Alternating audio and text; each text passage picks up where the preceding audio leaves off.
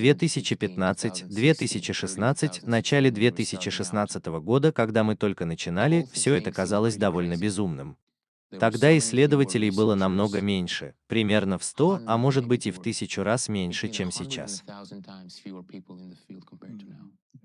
Например, тогда у вас было около 100 человек. Большинство из них работали в Google DeepMind, и на этом все заканчивалось.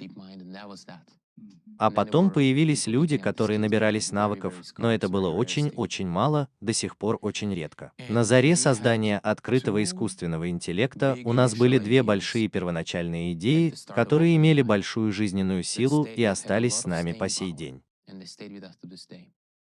И я опишу их прямо сейчас. Первая большая идея, которая пришла нам в голову и которая меня особенно взволновала в самом начале,